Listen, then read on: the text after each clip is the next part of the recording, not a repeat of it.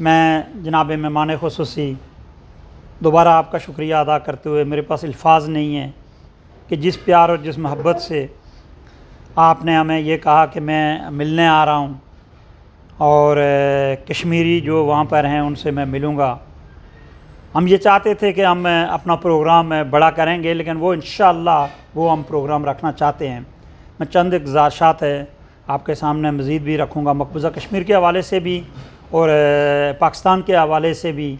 मैं ये चाहता था कि अलीम भाईजान चले जाते तो बात ज़रा खुल के करता, क्योंकि मैं उनके होते हुए ज़रा बोलना मेरे लिए मुश्किल हो जाता है। इसी तरह इधर फादर इन लॉ भी बैठे हुए हैं, फिर जो है ना वो ज़रा एक मतलब हो गया। लेकिन आज मैं हिम्मत कर ही लेता हूँ। सबसे पहले जनाब मेहमान ख़ुसूसी, जब ये धरने शुरू हुए तो मैंने उस वक्त भी ये कहा, जब इमरान साहब थाने से लोगों को लेके गए, मैंने उस वक्त भी कहा कि ऐसा आदमी टेररिस्ट हो सकता है, वो मुल्क का मुफाद की बात नहीं कर सकता और वो इस मुल्क को जोड़ नहीं सकता। मुझे वो वक्त याद आ रहा है कि जब हमारा मुल्क तरक्की कर रहा था, जब मियाँ मोहम्मद नवाज शरीफ साहब ने आकर इक़्तिदार संभाला।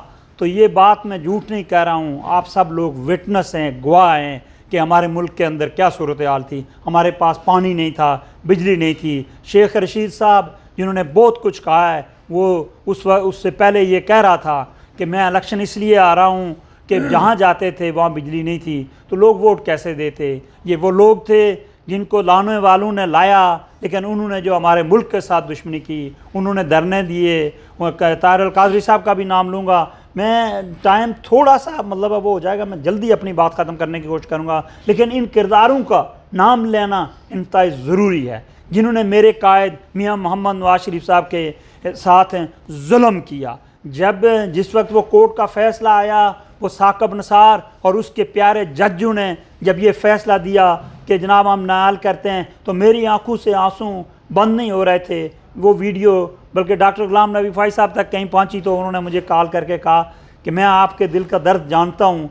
दर्द और कोई नहीं था, दर्द ये था कि इस मुल्क के साथ बार बार जुल्म किया गया। और फिर जब मियाँ मोहम्मद नवाज शरीफ साहब ने और मियाँ शहबाज शरीफ साहब ने इस मुल्क को एक ट्रैक पे लगाया, पूरी तामीर और तरक्की हो रही थी, सड़कें बन रही थी, स्कूल बन रहे थे, हॉस्पिटल बन रहे थे, लोगों को सहूलतें मिल रही थी। चाइना की राहदारी जब शुरू हुई तो ऐसे दुश्मन जो एक नहीं, यहाँ अमेरिका के अंदर जनाब मेहमान ख़ुसूसी आपसे कोई चीज़ ढकी छुपी नहीं है। हमारे काउंसलेट को एक जगह जो है ना वो एरिया दिया गया कि आप बाहर नहीं जा सकते। और यहाँ रहने वाले कश्मीरियों को और पाकिस्तानियों को भी हर हफ्ते में कुछ लोग आकर पूछते थे, ये लोग पूछते थे कि चाइना कश्मीर के अंदर क्या कर रहा है, ये सी पैक है कश्मीर से क्यों गुजर रहा है। हमने ये कहा कि आप लोग बनाएं, हम आपको कहते हैं, हमें तो काम चाहिए, हमें ये नहीं, हम अमेरिकन सिटीज़न हैं, हम ये चाहते हैं कि अमेरिका जाकर वहाँ काम करें। हम अमेरिका के लिए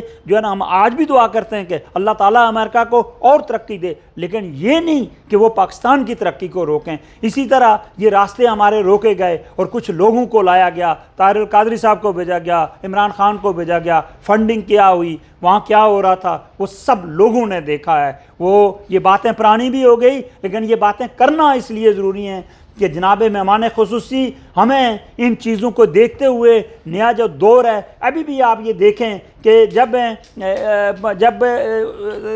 जब ये हुआ कि इसके ख़िलाफ़ तहरीक एतमाद आई तो इसने दुआएं की, लेकिन जब ये तहरीक एतमाद कामयाब हो गई तो जो कुछ उन्होंने किया उस पर भी उसकी डिटेल में नहीं जाता। लेकिन पंजाब के अंदर जो किया गया, हमजा शहबाज वोट लेकर वज़ीर आला बना, तो क्या हुआ कि ये देखें, ये आइन की बात है। आइन के अंदर उन जजों ने पाकिस्तान के साथ क्या जुल्म किया कि कहा ये वोट भी नहीं काउंट होगा और इन लोगों को वो डिसीड हो सकते थे, वो वोट काउंट होता। अगर शहबाज शरीफ साहब, अगर हमजा शहबाज साहब वज़ीर आला पंजाब होते तो पाकिस्तान का नक्शा कुछ और होता। ये जो कुछ हुआ है, जो कुछ इनके साथ है, जो आज इमरान खान जिसका साथ दे रहा है, ये सारा कुछ नहीं होता। फिर परवेज़ इलाही को ले आए, उनके साथ चला गया। हमने कहा ठीक है, मुल्क के लिए जो है ना मुल्क को चलने दें, लेकिन फिर उन्होंने जो जुल्म किया मुल्क के साथ, फिर उन असम्बलियों को तोड़ा, तोड़ने के बाद फिर कहा मैं धरने लगाऊंगा, मैं ये करूँगा। लेकिन सबसे बड़ी दर्दनाक खबर, मैं आसिम मुनीर साहब को,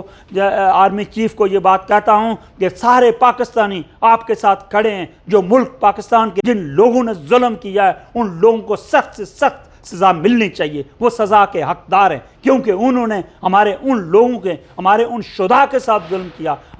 मैं पूछता हूँ MM आलम ने उनका क्या बिगाड़ा था? उसने यही किया कि एक अकेले ने क्या किया, कर्नल शेर ने क्या किया था? उसने वहाँ 5 दिन भूखा, कारगिल की जंग जो उन्होंने शुरू की, 5 दिन भूखा वहाँ वो लड़ता रहा और उसके साथ उसके जो वो था वो मुजस्समा, उसको भी उन्होंने नहीं बख्शा। ये कौन लोग थे? इन्होंने पाकिस्तान के साथ जुल्म किया, इनको सज़ा मिलनी चाहिए। मैं उन लेडीज़ का भी जिक्र करना चाहता हूँ कि उनको सज़ा मिलनी चाहिए।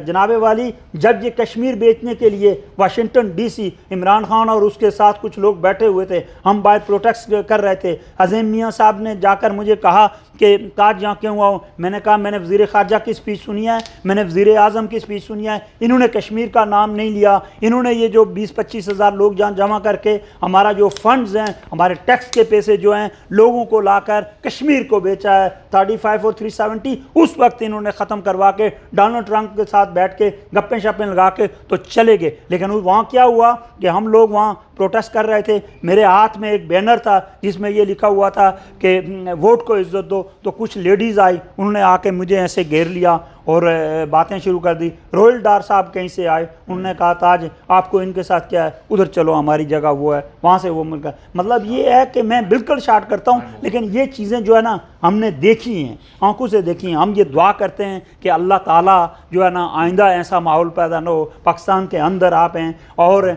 जिन जिन लोगों से आप बड़े ज़िम्मेदार पोस्ट पे हैं, लेकिन जो कुछ कश्मीर के साथ हो रहा है, जो कुछ कश्मीर के साथ उन्होंने किया है, उसको जो है ना वो वापस। मैं एक बात कहना चाहता हूँ कि ब्रिटिश जो था वो आधी दुनिया था, उस पर सूरज गुरूब नहीं हो रहा था, तो वो आज कितना रह गया है। अगर हिंदुस्तान या दुनिया की कोई कुव्वत ये बात कहती है कि सेनेटर साहब कि हम कश्मीर को हड़प कर जाएंगे, हम मकबूजा कश्मीर ले लेंगे, ये कभी नहीं हो सकता। मकबूजा कश्मीर के लोगों ने आज़ादी लेनी है। हम यासीन मलिक के साथ जो वो उन्होंने फांसी, पहले उसको सज़ाए उम्र कैद दी, फिर उसको फांसी की सज़ा की तरफ, और जो जो जुल्म दिन रात हो रहे हैं वो आप सबके सामने हैं। तो इसकी भी हम पुरजोर मज़म्मत करते हैं। हम इंशाअल्लाह करते रहेंगे। जो काम आपने हमारे ज़िम्मे लगाया हुआ है वो काम हम, जो भी होगा, थोड़ा होगा ज़्यादा होगा, वो करते रहेंगे। मैं इस पे मुस्लिम लीग नॉर्थ अमेरिका का भी शुक्रिया अदा करता हूँ और तमाम पार्टी और तमाम लोगों का भी शुक्रिया अदा करता हूँ। जब कभी भी हमने उनको बुलाया वो पीछे नहीं हटे, वो हमारे साथ आए। उसमें पीपल्स पार्टी हो, उसके तहरीक इंसाफ के लोग भी पहले हमारे साथ आते रहे। लेकिन मैं एक रिक्वेस्ट आपसे करूँगा